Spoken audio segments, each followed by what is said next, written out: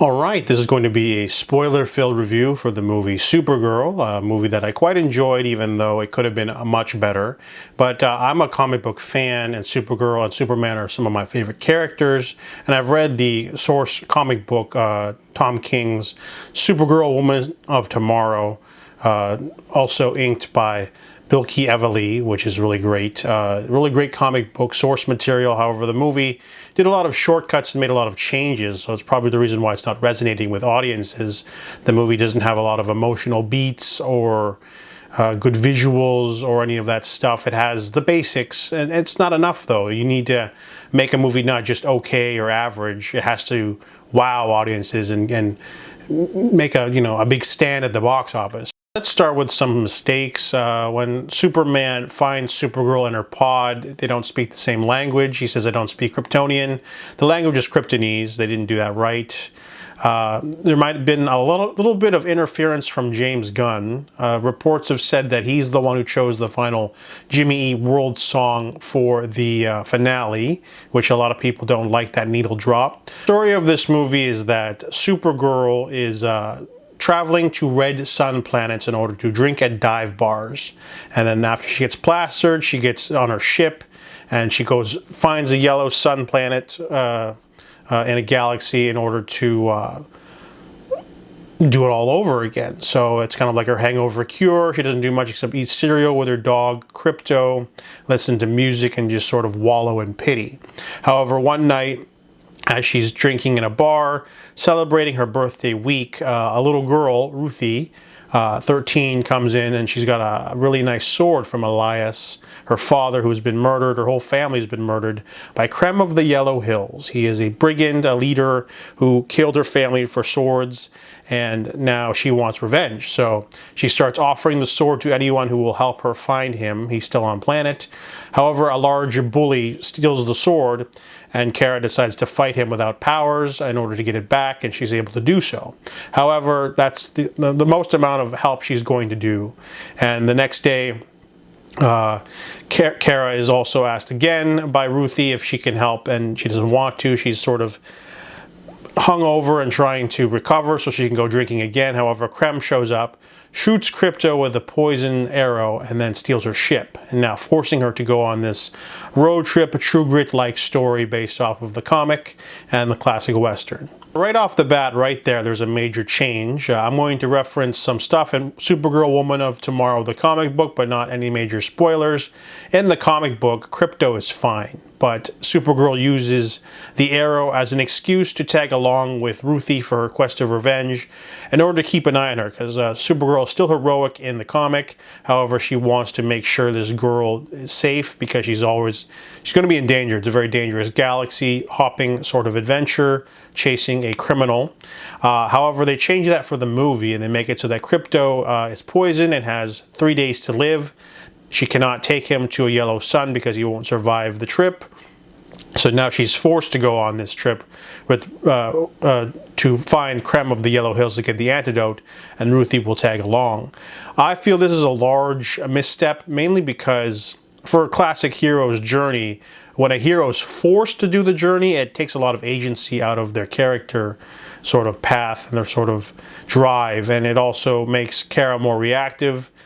She basically doesn't have a heroic bone in her body until someone she knows is personally injured, and then she'll go to action. While in the comic, she basically wants to keep an eye out for Ruthie. So this is a major change. It makes Kara a lot more reactive, and I didn't quite enjoy this sort of aspect change. Also, the time crunch. In the comic book, she's got several months to find the antidote, the fake antidote. In the movie, it's 3 days, so it's a little bit rushed and truncated. And the comic book is episodic and written by Tom King. Basically, Supergirl and Ruthie go on this sort of issue-hopping sort of adventure where every issue they get into a snag or an obstacle. So it feels really interesting because there's different worlds, different aliens, different threats, different setbacks and obstacles. So there's like a really interesting one where they go to a planet where everyone's sort of secretive and weird, and there's a weird conspiracy, and it's sort of like a self-contained little side stop to their adventure. However, the movie is like only an hour 50. They definitely cut something from this movie, I feel, because the movie feels really like let's just get to the next scene. And a lot of stuff's missing, or they change a lot of things. For example, Kara is nerfed many times in the film. The first 2 fight scenes are her on a red sun planet, so she doesn't have her powers. So there's an intriguing sort of system of her trying to get to a yellow sun in order to fight them off. But every subsequent fight after that, she gets nerfed, she gets poisoned, she gets shot with kryptonite, there's a kryptonite sun. So a lot of this stuff is in the comics. However, it's spread out throughout different months and different issues, and there's different sort of aspects to it as well, because they kind of imply that the galaxy is a very dangerous place. You know, if you stay on Earth, you get the yellow sun, you're pretty much top dog. But when you're hopping through different galaxies, you don't know where you are. There's different alien races, different poisons, different cultures, different all sorts of threads. It's very intergalactic. However, the movie doesn't have that. It has the cool alien designs.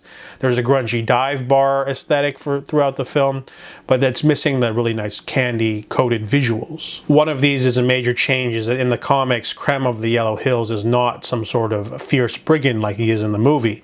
In the comic, he's just like a regular-looking guy, a petty criminal of sorts, who kills Ruthie's father, but not her whole family. And then she basically wants revenge, and her family doesn't really care. So that sort of changes the emotional sort of direction of the film. The film's a lot heavier now because it's a massacre.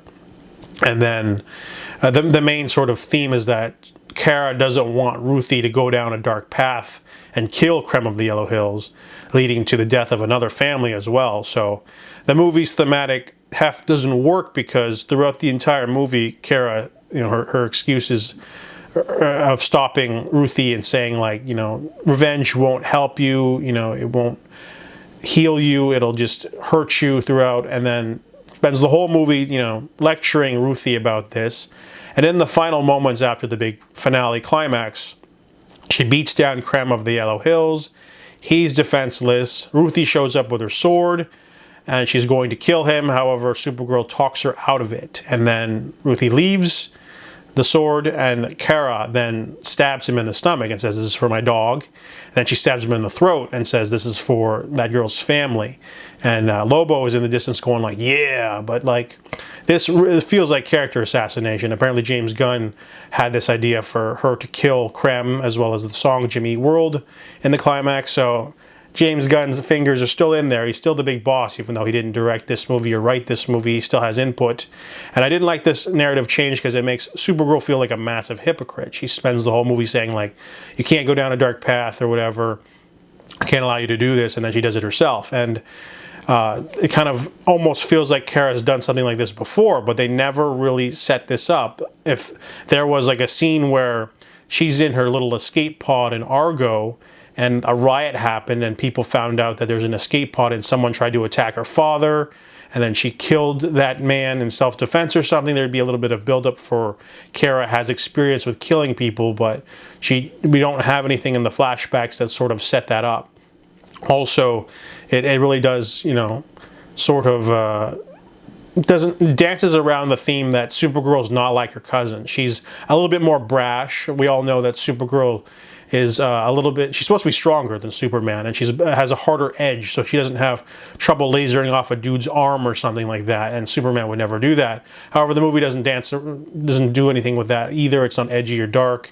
So the movie, its themes are a little bit wonky and doesn't sort of go all the way correctly. It feels a little bit disjointed, and this can really, you know, be a bad moral for children. You know, I don't really care, I don't have kids, but it's something that just felt a little bit wrong. It'd kind of be like Superman at the end of his movie just lasering Lex Luthor's arm off or something. It wouldn't feel right. Same goes for some stuff that happened in Superman. I didn't like that Lex Luthor grabs a random falafel cart man in order to hold him hostage to threaten Superman. I felt that was, you know, beneath Lex Luthor. It's not something he would do. You know, he has a little bit more class than that, but, you know, the movie decided to go in that direction. But I really do feel like the movie sort of tanks itself because of all the major changes. Another thing that happens in the comics is that Supergirl is about to catch up to Krem of the Yellow Hills. So he uses a magical technology to warp her to a dangerous green sun planet, which is a trap for Superman. In the comics, Supergirl's known throughout the galaxy, and so is Superman, so people sometimes try to attack her for being related to her cousin, who does stuff sometimes, and that's not in the movie. In the movie, no one knows who she is. She doesn't even wear her uniform for most of the film. So that's taken out and just changed to green sun planet and yellow sun planet, so she's just fine. And I think one of the biggest major changes that I didn't like was that Krem of the Yellow Hills in the comic is just a nobody. He's like a petty thief. And in order to escape Supergirl, he joins with a pirate gang. This pirate gang has a really cool ship with large lasers, large cannons. They have a lot of technology and cool sort of intergalactic toys and trinkets to deal with Supergirl. She's super powerful on Earth, but in space, you know, there are different technologies and different weapons that could maybe hurt her. So all of the cool space pirates have all these cool toys, and one of the most dangerous things they have is they're able to create one kryptonite bullet, which they would save for an emergency, you know, for any dealings with Superman or Supergirl, which makes sense because the galaxy has met or experienced dealing with the Kryptonian who's powerful, and there's like this climactic moment where they chain up Supergirl and they're about to kill her with the kryptonite bullet. And this is changed in the movie to he has like an arm full of kryptonite arrows and he just shoots her full of them, and she just heals after and flies to the sun. So it's really not, it takes a lot of suspense out. If he had one kryptonite bullet or one kryptonite arrow tipped and he was like, you know, she was fighting all these guys and they were able to hold her down and he was going to shoot her in the face, you know, it would be a lot more climactic than just, oh, by the way, I have like 30 of these arrows and I've already shot you 5 times. Ha ha ha, I'm the villain. They really did change a lot of stuff with the villain, and for the worst part, you know, like, I guess the movie just wanted to do shortcuts and they shouldn't have done that. If you're going to adapt Woman of Tomorrow, make it good, or at the very least, if someone hasn't read that comic, you make the movie good enough so that people want to read that comic. And instead, we get this sort of bland planet design, generic armor, aliens. None of the other aliens besides Krem get any personality or anything. They throw Lobo in there, but he feels a little bit disjointed. I liked him in the movie, but he didn't have much to do except I'm just in the background once in a while and I'll help out in the finale maybe. But he should have been the one to take Krem away to prison or whatever and sort of keep the theme intact. So Supergirl, the reason why it's not killing it at the box office is because it failed to emotionally resonate with audiences. Families probably won't enjoy it. It just feels like another space adventure. I personally liked it because it's, you know, I'm a big comic book fan, so I like Supergirl, but I can definitely see the flaws and how the movie could have been way better. Obviously, the source material is so vibrant and rich that they could have made a mini-series of this. Maybe they should have done that instead, because James Gunn's universe of movies isn't doing well. Superman did okay. Supergirl is bombing. We got Clayface next, and then Man of Tomorrow. However, all of his television stuff is amazing. Peacemaker season 1 and 2 is great. Creature Commandos is solid, and there's a second season coming. Lanterns might be good. It's a television show. So it just seems like with DC's direction, the silver screen seems to be doing a lot better than their movies. So that's my thoughts on Supergirl, the 2026 film spoiler review. That's it.